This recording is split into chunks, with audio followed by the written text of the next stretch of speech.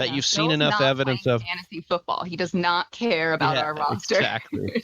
We need a shirt. Bill Belichick doesn't care about your Not- fantasy team. Right here. What is up? Before we get you to your video, I just wanted to say, if you are new to our channel, please consider joining Whisper Nation. Hit that subscribe. Hit that bell notification so you get notified anytime we drop new content. The fantasy football season is coming up fast. We want to help get you that championship that everyone covets. So make sure you hit that subscribe. And also, if you like this content, you like our content, please consider giving this video a thumbs up. It really helps our channel grow. Appreciate you guys. All right, let's get you to that video. I want to talk a little bit about a tumultuous situation, an ambiguous situation over in New England. We've got a Patriots backfield that we've talked about in multiple weeks, but over the last week and a half, we've had a new development here, Johnny. Lamar Miller signed after Sony was put on the PUP. So we've got a situation where Damien Harris truthers are kind of kicking themselves because we've got another veteran back here.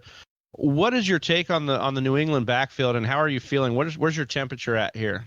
Well, and then to add more fuel to the fire, you had reports coming out that Damian Harris actually looked pretty good in camp so far. So that that gave those truthers a little bit more of excitement.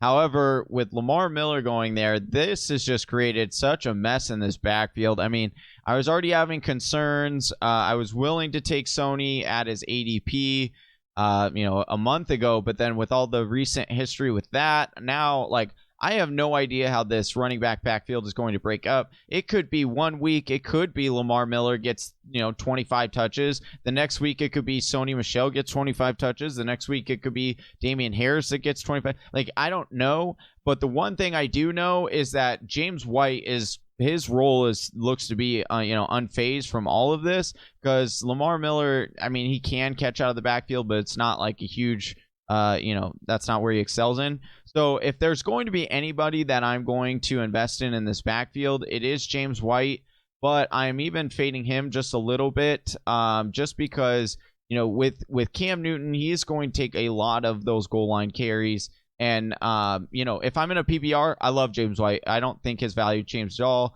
If I'm in a standard, I lower James White, but he would be the only guy I would be concerned or, considering in this backfield. And you look at what Jeff Howe from The Athletic said, like, James White will have a heavy role and could be in for a monster year if Cam Newton wins the starting job. We've talked about it and cutely said, like, look at what he did with Christian McCaffrey towards the end there. I think at the bottom line here is there's two things working for him.